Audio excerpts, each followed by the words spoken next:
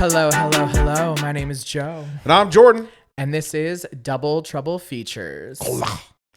He really held space for that one. I did for that one. It sounded kind of gross, I'm not going to lie.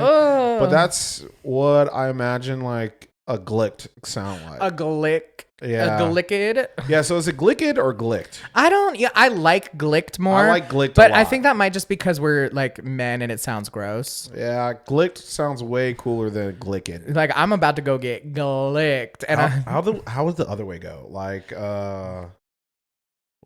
Wadiator? Wadiator? Yeah, Wadiator. Wickator. Yeah, that's awful. Yeah, it's terrible. Glicked is so much better. It's not like Glicked is better. Like, I mean, it's Glicked's way better. It's way better than that, but it's like, I don't know. Yeah. But yeah. Yeah. So today we're going to talk about the two movies that came out this week, which is Wicked and Gladiator. And I'm actually very happy that they didn't disappoint. Then, of course, we're going to talk about some TV shows that are on. And guys, it's getting close to that, that time where you snuggle up next to a fireplace and it snows. Let it snow. This is some privileged bullshit. Who the fuck has a fireplace? I have two fireplaces in my house. Okay, then I take one. Which one do you want? The top. You can have the bottom. Okay, great. I will gladly take the one in the basement. See? I guess it makes sense, right? Yeah, it works perfectly. Okay. And hey, let's get to the show.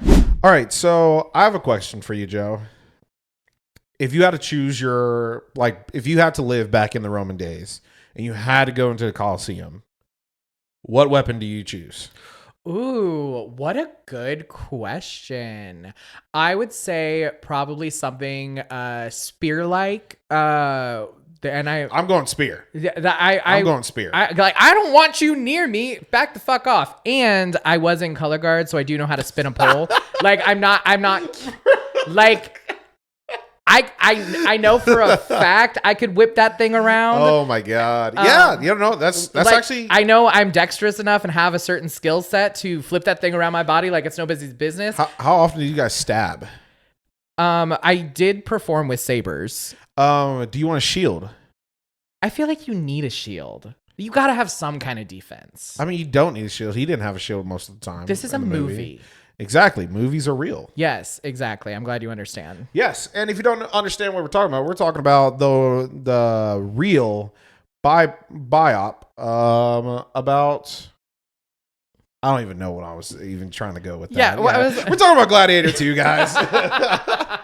All right, Joe, first impressions. We both went to see it. What'd you give it? What do you give it? I'd give it a 9. You give it a 9? Okay. I really would, just because it was a longer movie, but it kept me in it. It was very entertaining, and they upped the ante a lot in this one. I feel like they were like Ridley Scott was like, okay, we did Gladiator and that was fun, but now we got to do like Gladiator, because like no one's gonna go and be like and want a rehash, or want the same thing. Like we've all seen people die in a Coliseum, like, which is kind of crazy. But I can watch that all day, every day. Did you ever watch the show Spartacus? No, but I have been watching Those About to Die on Peacock. I haven't watched Spartacus, but I think you'll like Spartacus. There's also another one. I think it's just called Rome or something. Yeah, it is called Rome. I've been seeing that one a lot. I'm more into like Greek mythology and all that. I'm more into the Grecian of it all. Yeah. My Roman Empire is Greece. But that's actually hilarious. That's actually funny. So anyway, this movie starts with Lucius. You don't know. He is he's a person that lives, in Africa, North Africa. All of a sudden, Pedro Pascal's character comes down and destroys the city, kills his wife. Namibia. Is that her name? No, the place was Namibia. It was in Northern Africa. Yeah. Yes. He gets captured, brought over, and then Denzel Washington's character is like, "Hey, you're my slave. You can be a slave, or you can be a gladiator and fight for your freedom." and a whole slew of shit happens the entire time. What I really loved about Denzel Washington, he's like, I'm going to play a Roman person as a black Republican. No, so here's the thing though. So looking back, or not looking back, I did it like a dive on it. Like, what were the historical like accuracies? And they did say that his character was a dark skinned person. Yeah. No. There were a lot of African people in the Roman Empire. Like that was a very prominent. They couldn't figure out if he was a slave or anything like that, like his actual backstory. But like crazy that dark skinned became the most powerful man, or was trying to become the most powerful man in Rome. Well, based off those emperors, it wasn't really that hard. Yeah. So okay, like getting into it, I give it a solid 8. Okay. I don't think you're far fetched from a 9. Yeah. Like I would give it an 8, 8.5 to be honest. But you probably just have more critiques because you weren't like horny the whole time. I wasn't. I like, and here's the problem with there was one scene where Paul Mescal like falls or something and it's all in slow-mo and you just see his thighs jiggling and I just sat there and I was like, yes. Oh, I'm gay. Like gay. I don't think we ever. I mean, no one was ever like questioning that, but I was just sitting there, and I think that's why it's a 9 for me because I was turned on the whole time, the entirety of the movie. Okay, so yeah, we are two completely different modes. If you were really like, I'm not necessarily a pit person, but if you were into the pit thing, go watch this movie. You see Paul Mescal's pits the whole time. Oh, like armpits? Yes. People are into that? Oh my God. I don't even want to get into it. Yes, they're into it. I'm not. It's a whole thing. I don't. That's crazy. I just like, so if you, we'll get into it later. Or we don't have to get into it later. Yeah, well, I'll tell you more about people's affinity for armpits later. But anyway, yeah, I give it a solid 8, 8.5. But if I had to choose a number, it would be 8. I thought the action scenes amazing, like phenomenal. Yes. I thought the combat was great. Even with the sharks, as unrealistic as that shit was, I just thought the whole action sequence was just amazing. I'm still giggling because the fucking rhinoceroses. Okay. Rhinoceros was dope too. So the rhinoceros was dope. My thing was when they went into that dining hall and that they had a rhinoceros splayed out like a fucking pig. Guys. When I tell you this man in the movie theater just burst out laughing when he like it's not even a funny part and he's just screaming because it was just so out of nowhere and there's just an open rhinoceros carcass in the middle of the feast table and that can't and then they're like sawing pieces out of the ivory off the horn and I was like, this is funny. This is hilarious. I would kill for this whatever. Would you kill a rhino? Would you kill a rhino? No, you wouldn't. But anyway, I don't think I don't have like a craving for rhinoceros flesh. I bet you it tastes like alligator, something like that. Well, alligator's a reptile, so I sure fucking hope not. Yeah, that's true. I think it tastes like really fatty cow. Yeah, it's or maybe probably like pork. fatty. It's probably fatty. Or it might be a little more No, pork. it's definitely got more muscle. I think it would have more muscle than pork. Fair enough. Yeah. Maybe, tougher. I don't know. Let us know. What do you think a rhinoceros tastes like? You've had rhino. Yeah, or if you have had it, tell us. Or please don't. I don't want to know. Please. I don't want to know that. But anyway, I thought that the acting was fantastic through and through. Like, besides one person. I thought that Connie Nielsen, who played Lucilla. Yeah, Lucilla. Any of her emotional feels, I didn't get. That's crazy. I'm not going to lie. Every time she was like center and fold, there was one scene where she's crying, she was I feel urging to, remember the scene? She was urging to Pedro Pascal to save him, and I just didn't feel it. I didn't feel it at all from her. That's interesting that you say that, and I just when's the last time you watched the first one? Literally 2 days before.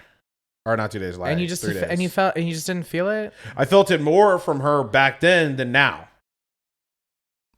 Okay.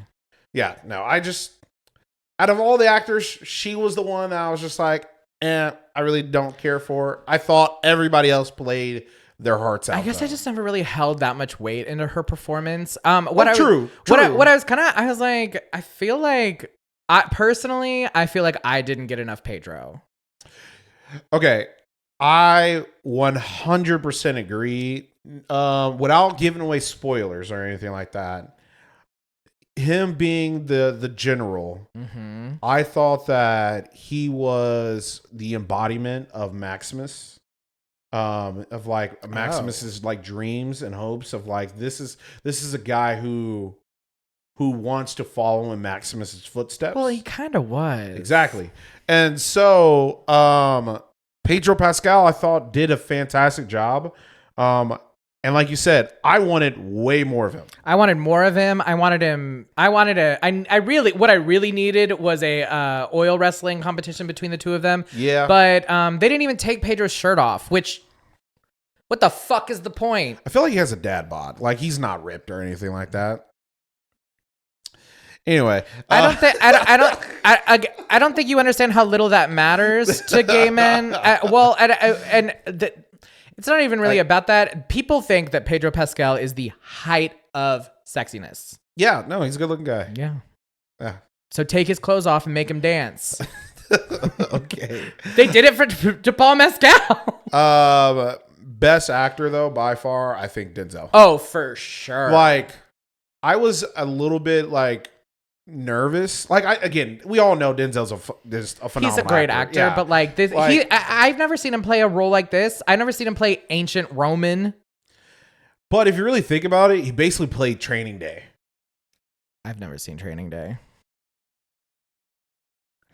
All right, guys. So we're going to see Training Day. Like, we have a list of movies that you and me have not seen, and like Joe, I know you don't get a break, but like one weekend, just you, me, and my wife just need to go downstairs and just watch movies. Agreed. Yeah, just order takeout, watch some movies.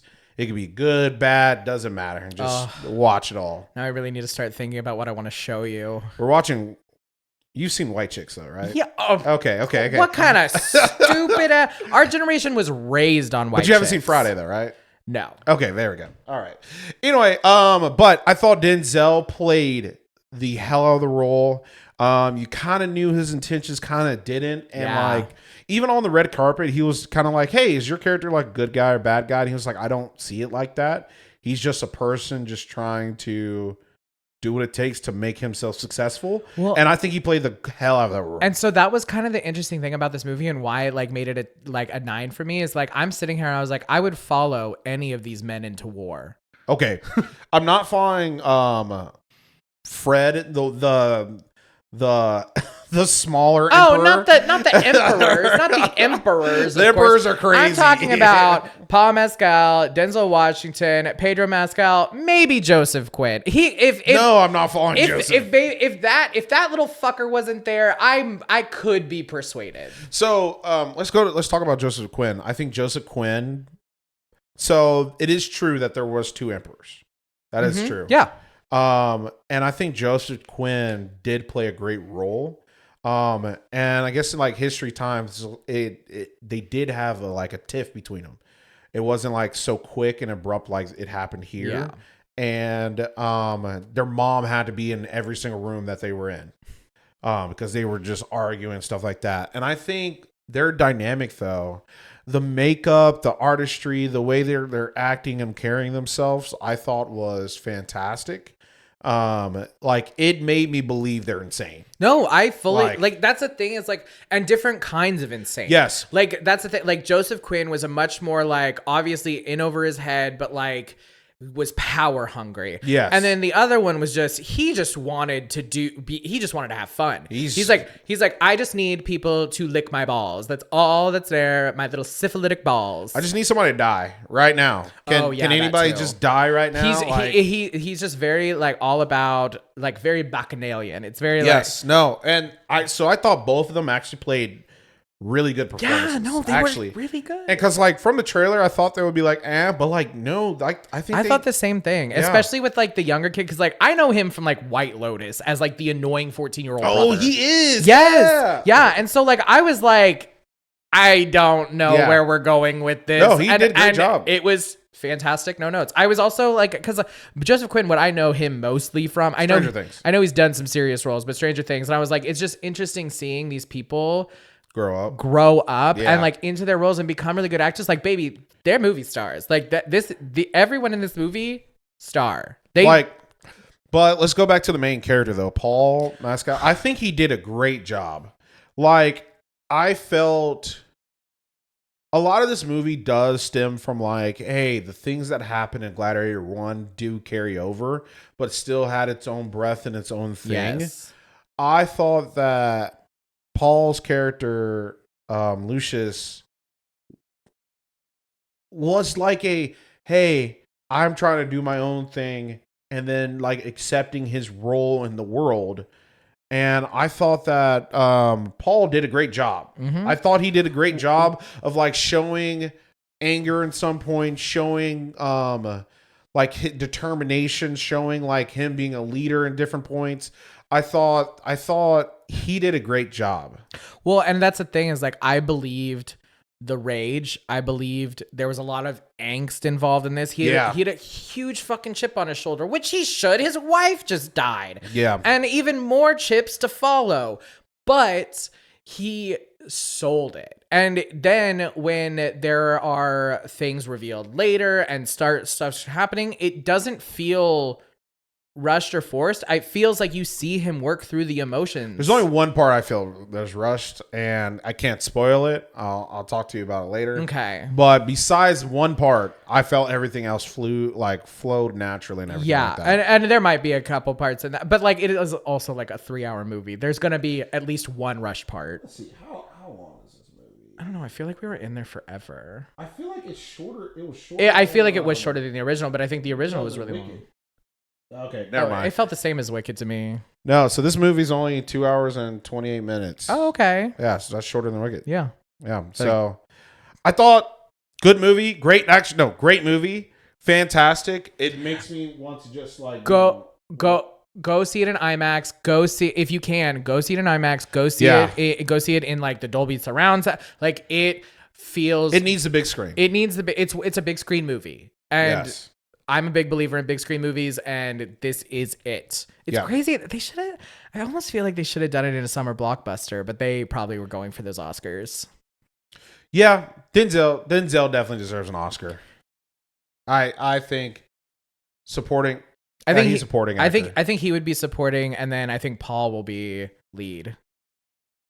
He might get nominated. I don't know. To be honest, there hasn't been that much for Oscar season like that's coming out right now. Yeah, I mean it's only November. Nosferatu's about to come out. We're about to be in December. Like most of them come out December, January.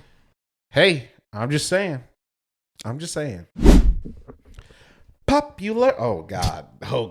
Popular. You're good. Anyway, we're not Sopranos. We're not. I'm not a soprano. I can hit the note though for Defying Gravity though. Did it in the car the other day. I can easily hit it. Not easily. Okay, definitely not easily. I was like, I'm just gonna let you keep talking. No. But if you don't know the songs that we're talking about Wicked. And are you holding space for the lyrics of Defying Gravity right now? I really need you to hold space. Shut up. Anyway, hold my finger. This man did not. So I have seen the Broadway show. Not on Broadway because I don't live there, but I've actually seen the show. Mm-hmm. And loved it. I've seen it twice. The musical, and loved every bit. I saw the original tour that they were on. So the original actresses was phenomenal. And then saw it again, I think 2-3 years ago. And I have seen it none at all. Gabo. So I want to know from you, like your perspective of like, I mean, you've heard about things, you've kind of. I mean, so here's the thing. I had been completely bombarded with Wicked as a little gay boy since the time it came out because I was in the choir scene and the theater scene in high school. And here's the thing. The people who really felt very strongly about Wicked were the most insufferable bitches you've ever met in your fucking life. Can we just be honest? High school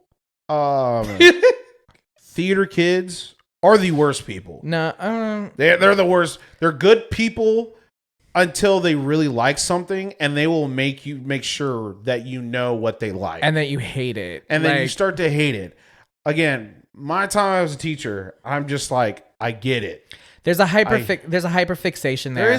There were a hyperfix. lot of theater and choir kids who were very hyperfixated on Wicked. Before seeing this movie, my only knowledge of Wicked was from the hit show Glee, in which Kurt and Rachel Berry battle out for the solo to sing Defying Gravity. That's how I know the words to that song, is because of Glee. So I do have a little bit. I had no idea this movie was this political, though. You're such a stereotype. What do you mean? That you're like, the only thing I know is from Glee, and I'm just like, Jesus Christ, Joe. Yeah, I mean, like that's like why I know that song. Sorry.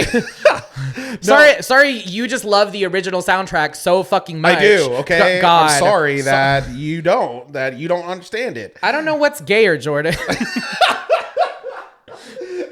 Are you like fair point? You're like you're over here fighting with me about Glee, and you're like, no. What's most important is the original Broadway soundtrack with Kristen Chenoweth and Idina Menzel. Yes.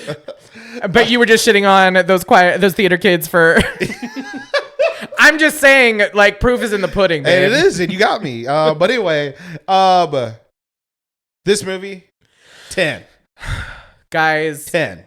Here's the thing.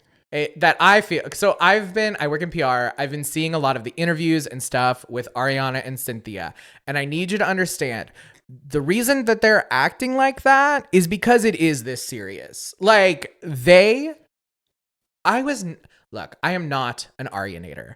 I enjoy some of her songs, but I would say I wasn't necessarily like on her side for this. I was very nervous. I heard she did a lot. I heard she was very excited. You were nervous about her? I was nervous about her. There was not one bit of me that was nervous. There was not one bit of me that was nervous about Cynthia. I knew she was going to crush that. And I do think that the Wicked Witch should always be played by a black woman from now on, or a woman of color. I think it adds more depth and complexity to the character, and I think that I do think that Cynthia can tap into those emotions more than Idina necessarily could have. If you don't understand that Wicked's about racism, I don't know what movie you're watching. But anyway, if you don't know what Wicked's about, we all know and understand the entire plot of Wizard of Oz. And see, that's the thing. I am a huge Wizard of Oz fan. I grew up watching Wizard of Oz all the time. Have you seen The Wiz? Yes. Okay, cool. And then recently the one with Jennifer Hudson, I think. Yeah, they redid it. Yeah. And not Jennifer Hudson. Jordan Sparks? No, I'm pretty sure it was Jennifer Hudson. Was it? Yeah. They did like the musical on like ABC or some shit like that. Yeah. And then Return to Oz, of course, with who have not seen Return of Oz. We're gonna watch. Here's the thing. We're gonna do drugs.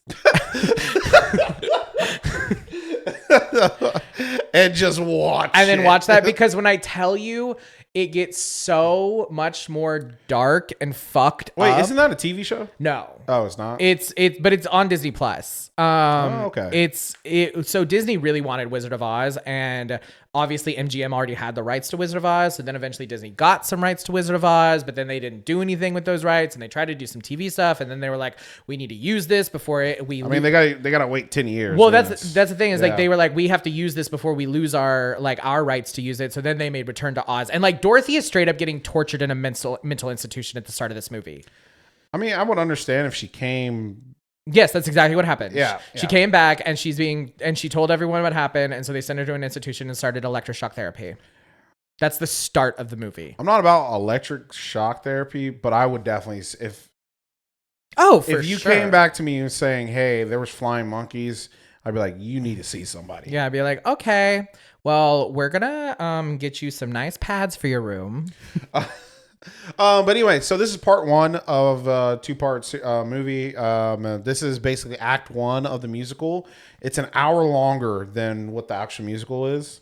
I couldn't tell. Like, and here's the thing. Couldn't tell. Here's the thing. Like, as somebody who, like, I could not tell you where anything was added or there, because they really did build the world beautifully. But what I really appreciate about it, what I really like about it, is that it looked and felt like a soundstage musical. Yeah. Like, it felt like a movie musical. It was updated though. They added a lot to it. There was a lot of practical effects, a lot of CGI and special effects. But at the end of the day, It looked beautiful. It had that Like the Emerald City. Spirit. Emerald City was so gorgeous and beautiful.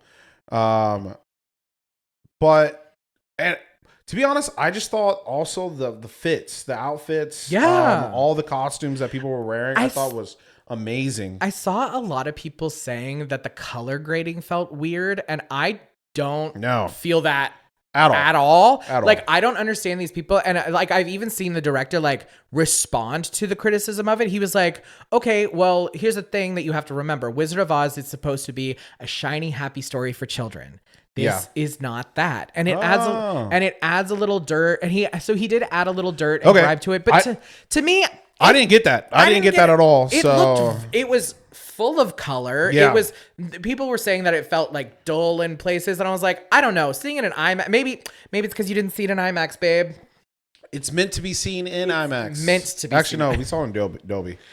Did we? Yeah, we definitely saw it in Dolby. Well, regardless, you saw it on the basic screen, and that's not my fault. But anyway, so plot to the movie is, and this is not really spoiler.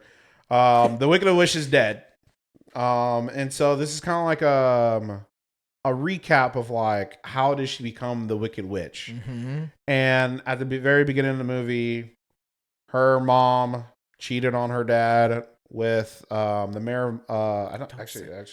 They don't say who it is. So don't say it yet. With a random man. Who had a green vial. Yeah, it was a green elixir. Green elixir. They drank the elixir, and then when mom had the baby came out green. The dad is the governor. Dad hates the baby because it's green. The governor of Munchkin Land, by the way. And so this entire movie is just based off, hey, she looks different from me. We don't really like her. But she has powers. So she's the only one that can do all these different kind of powers that people are like, wow, that's crazy. And then you have Galinda.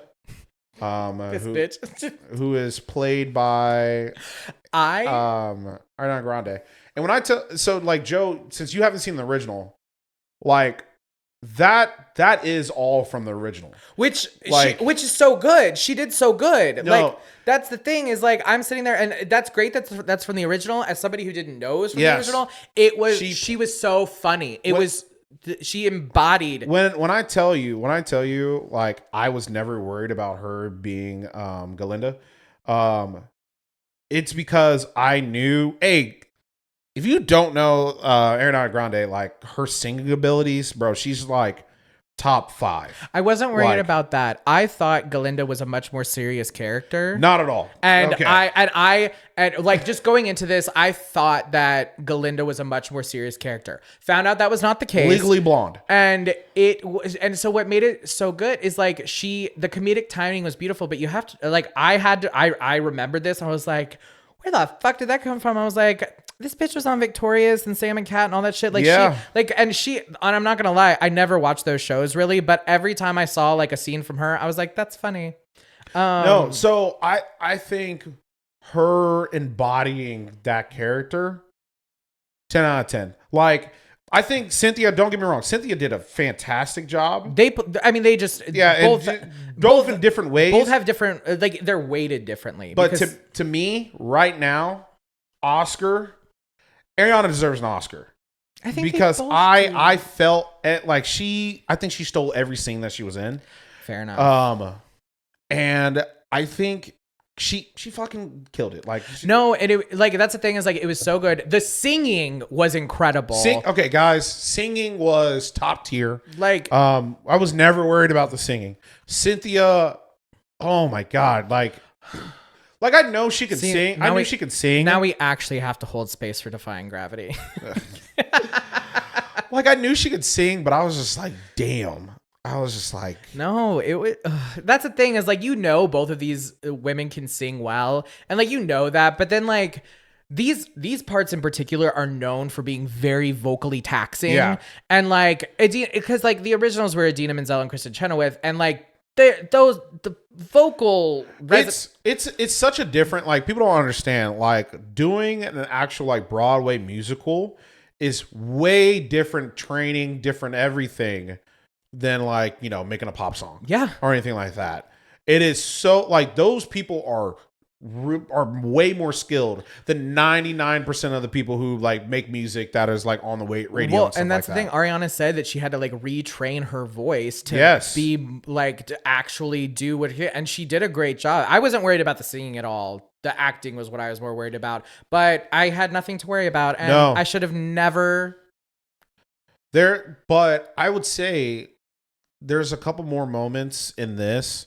The difference between like a musical and like the movie is the close-ups. Mm-hmm. Like there's this one scene when they're dancing and they come in, Cynthia comes in, she's weird and everything like that, and then nobody wants to dance with her, and then Galinda comes in and it's like, I'll dance with you. And when I tell you the single tear that came from like Cynthia, I teared up too. I'm not gonna lie. From a lot of movies, I haven't felt that kind of emotion, and like I didn't cry or anything like that, but like I wanted to. No, I it started welling up, but then the scene moved on before it started. Like if it kept going, I would have. Other people were like, "This is my favorite scene. This is my favorite." I think that moment is the best scene in that movie because it made me feel harder than anything else.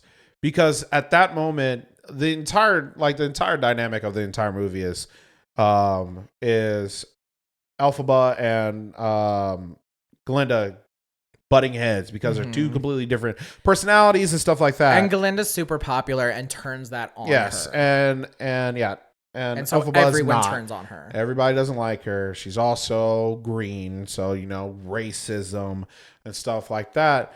But once you get into once they finally start to want to be friends, that moment I felt the turning of the moment of the movie, and I was just like, Jesus Christ, I'm falling. Like, again, I've seen the musical twice, and I was falling in love with the Wicked franchise again. Yeah. From this movie. Well, and I'm falling in love with it for the first time because I really am. I do. It feels now that I finally get some of the jokes because I've only seen for the first half. I only get some of it. I know that there's a lot to come. Yeah, I'm going to be honest. Second part is definitely But what I didn't know about and nobody has ever told me about is the very severe political undertones of silencing people. Yes, 100%. And using fear as a tactic in order to sway the masses. 100%. That is a huge. People don't understand. Wizard of Oz was not just a happy-go-lucky. It's talking about it's talking about farmers. It's talking about political. It's talking about the American. It's supposed to be the industrialism. Yeah. That's the Tin Man right there. They said the industrial people didn't have any heart. That's why we had child labor, didn't have child labor laws and stuff like that. Scarecrows, farmers without brains. Exactly. Who didn't have courage? Cowardly Lion. I think it was the politicians that were supposed to stand up. Yeah. But didn't at all. And Dorothy's supposed to be the American dream. Yep. Do you know who black people are? Hold on, let me think. You gotta guess. Who do you think? If you say flying monkeys, you're racist. That's why I made that face. It's not the flying monkeys. It's actually not the flying monkeys. Okay, that makes me feel better. It's not the trees, is it? No. Munchkins? Nope. Okay, I don't know. Toto. What? The dog. In the basket? Do you know who is man's best friend or white man's best friend? Oh my God. And who reveals the entire plot at the end?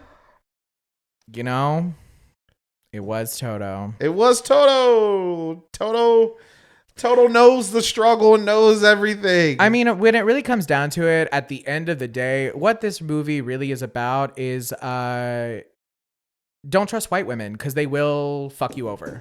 Yep. But anyway, this movie is a 10 out of 10. I say take the whole family.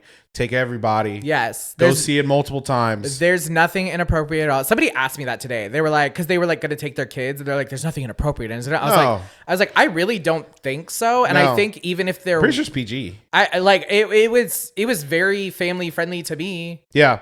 No, but my thing is, I again, from all these episodes that we've done, you know, I don't give out perfect movies or perfect anything. This is perfect.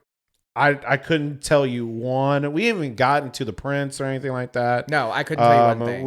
We haven't had, like, the acting is great. The musical numbers are great. The choreography, the set, everything about this movie is perfect. And when I walked out of that movie, I was like, there's nothing bad I can say about this movie. Anecdotally, the only thing that was interesting was Bach, Yep.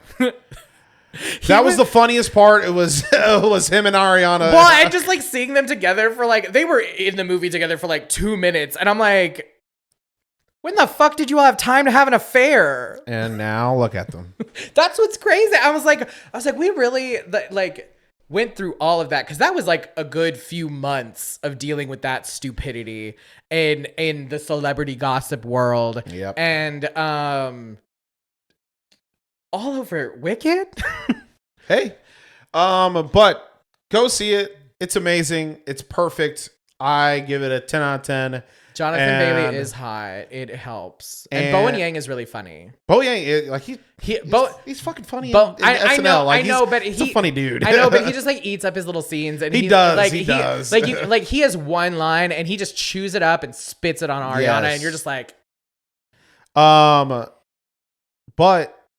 on my list for this year, I haven't finished, like, you know, best movies and everything. We'll get that to that at the end. Wicked might be number one. Wicked might be the best movie I've seen this year. Yeah. So Gladiator 2 might be number 2. Go see it. It's fantastic. Okay, so usually at this point we have different TV shows that we talk about that we watched, and we do have some TV shows that we do want to talk about. But we're actually going to save that for next week. And it's my fault that we didn't hash out on the season finale of The Penguin. I think we can both take responsibility for that. We kind of we had a busy month during the finale. We did have a busy month. Like, it was in October and like the middle of November, and we were going through it. I was in multiple weddings and events and all these different things. And so I wanted to apologize that I didn't talk about The Penguin, because I haven't even posted the episode of The Penguin out. But by the time you hear this, it will be live. Good. But I want to talk about The Penguin, man. When I tell you, I always say, hey, I gave it a 9 because I would need to see how it ends. Mm-hmm. It's a 10. Yeah. I would say this is probably the best show I have seen in a minute. I mean, Shogun's really fucking amazing. I'll give it that. But it's been a minute. Just one. I would put, I don't know. I feel like, oh man. See, okay. I'm not gonna lie. Now I'm trying to think, which one do I think better, Shogun or Penguin? This is why it's very hard. And this is why we don't pit two bad bitches against each other. Yes. Like I think that, and again, we talk about TV, we talk about movies in a very like pop funny way, but at the end of the day, it is art. One bitch is from Japan, the other bitch is from Queens, and it's just like, you know.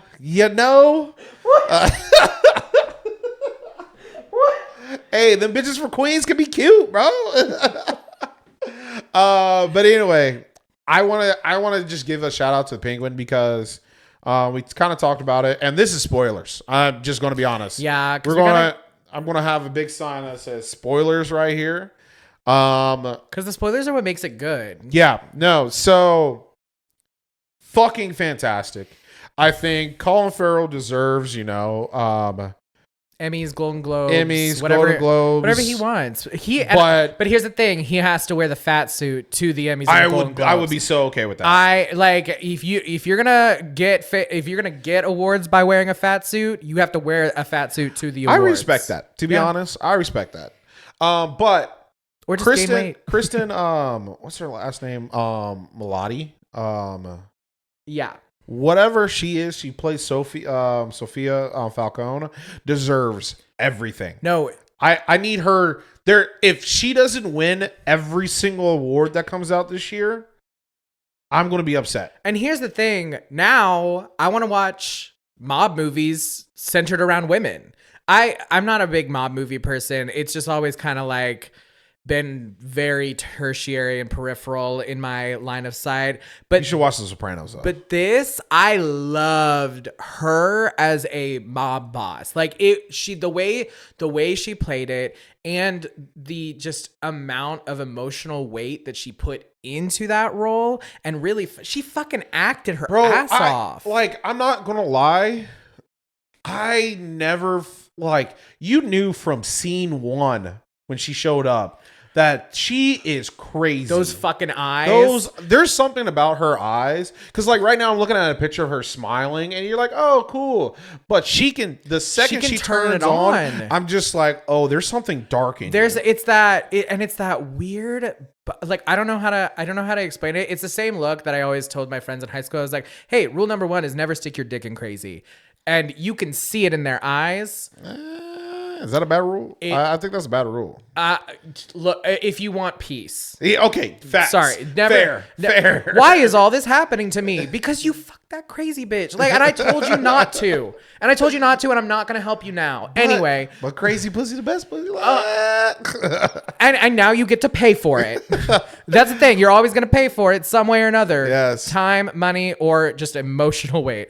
Or all three. And she was putting these men through their paces. No, facts.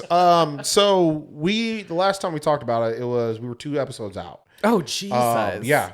We were 2 episodes out. And so now talking about it, what do you think about the ending?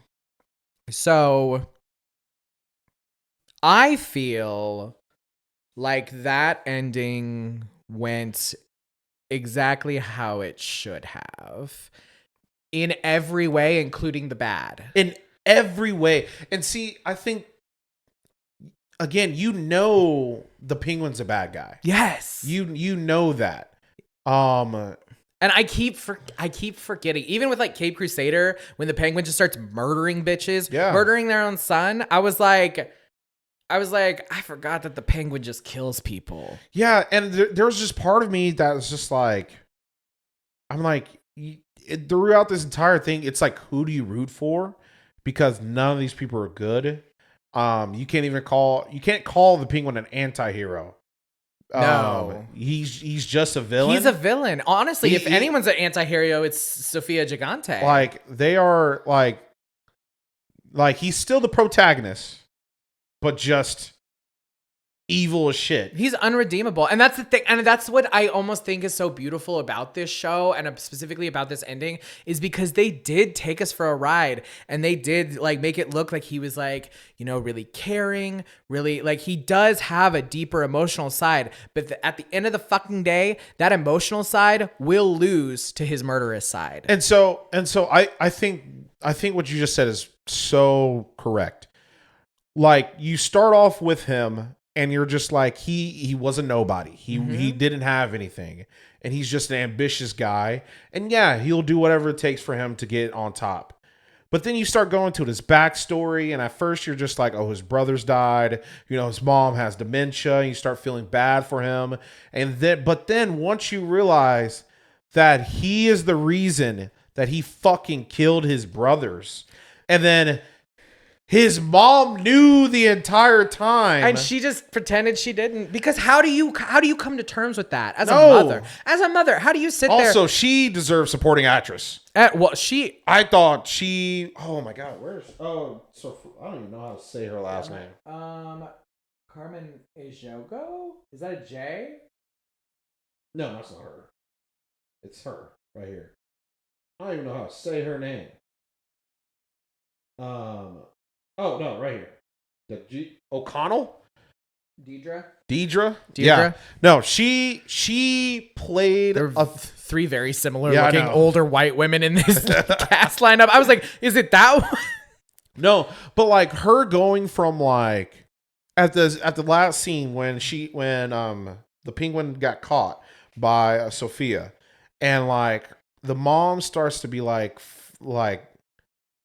I'm cutting into you, and like before I need you to tell me, like, say the truth, and he won't say the truth, because I truly believe that in his eyes, in his mind, he truly thinks he didn't do anything wrong, because he blocks out anything that he thinks is wrong. He cuts, yeah, because it goes towards his goal. Well, and he puts it in a box and he puts it to the side and he never touches that fucking box again. And you could see it whenever he's like scrambling early in the season. That's what made it so good, is because early in the season when he's like scrambling with Sophia and you see him lying, they really go through it. And like Sophia tells us, she says, "You will lie about anything, won't you, to get your way?" And yes, and that's what makes this show so fucking good, is because you saw that progression, and it wasn't heavy-handed. That was a phrase that was thrown out like 3 episodes prior. And then you think by the last episode, we'll finally see him, at breakdown. Or, all right, I'll tell you. No,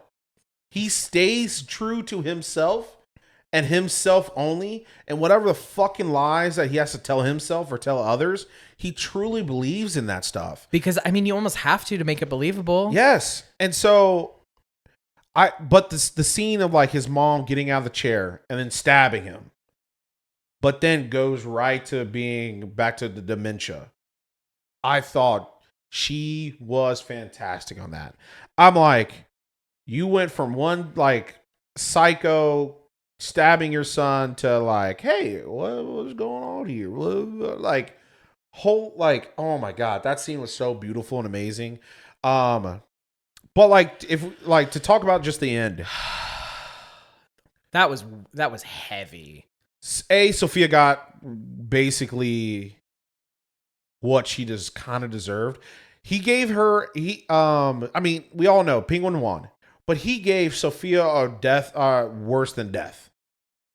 Like, you're going back to Arkham, and you're going to get tortured, go get put through all that, and that was the perfect way to end it. And what's really crazy about it is when she was in there was a little Easter egg from the Batman. Catwoman, because they're sisters. Yeah. And that shit, and I forgot about that part. It made me want to go back and watch the Batman again, because I feel like watching the Penguin, it'll make me appreciate the Batman more. Not that I didn't, but like it was such like a one-off random movie for me that like I was like, okay, another Batman movie, which I like. I love Batman. I love everything about the DC universe except the DC cinematic universe. Yeah. but it was a really good movie, and I thought it was really gritty and back to the thing, but I feel like this expanded. And this made me appreciate parts of that more, and I want to go back and really like because there was not one point where I was like, I need Batman. No. There was not one point in this entire show where I was like, I need some kind of cape superhero. Like, you forget it's a superhero like world. You really do. Like, and I think that's what made this show so grounded, so well done, is because you don't need the main character. Like, at the very end, they shine his light just so you know, hey, there's going to be, Batman 2. Yeah. Which I got to wait 2 years for. Robert Pattinson's busy. I don't care. He's don't I care about his movie that he dies so many times. Let him. You are very excited for that movie. I'm very excited. Shut the fuck up. He's in Christopher Nolan's new movie too. Because he's kind of a Christopher Nolan slut. I mean, I am too. Christopher Nolan can slut me out. He has those straight men on lock. Yes, he does. But no, I mean, what really fucked me up though was the ending. So Sophia going back to Arkham. Yes. And then we realize that like Oz has a heart. He does have a heart because he loves his mom. Yeah. And you know what's fucked up that I just realized because we just did all that? That other woman that I thought was the mom was his girlfriend. His mom and his girlfriend look alike. Oh, yeah. Carmen? Yeah. Like, his Yes. mom and his girlfriend look alike. So- and I never put that together. Not at all. But it's kind of gross. No, because Eve is black. Yeah. Yeah, so I don't know how they look alike. That hair, but the picture you're looking at, the hair and everything, I kind of understand. Yeah. But Oz has a heart, and like for the people he does love and care. And he only cared and loved about two people in this entire show. That's his mom, and he cared about Victor. And the second he realized that people use the people that you love against you, bro, that scene on the bench. I'm not gonna lie. You're sitting there and you're just like, I want it to end. I want this to just fucking end, and it didn't end. It just kept going. You heard the please, like the please, like the yes. I'm not fucked up about it because like I'm just sitting there like he loved him and he did everything for him and everything he yes, wanted to do. This is truly him. Becoming the Penguin. Yeah. This is not him being Oswald Cobb anymore. This is him becoming the Penguin. And the only way he can do that is killing Victor. And it's just like, because at that moment, when they got to the bench, I was like, damn, they finally won. They finally did this. And then you start getting a little feeling. I'm like, oh, is he going to kill him?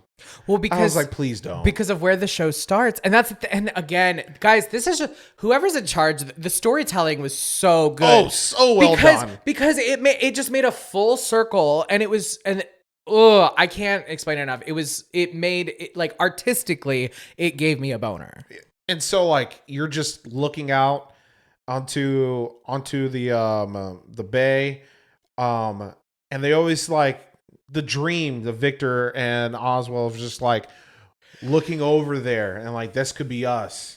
And then just strangling him.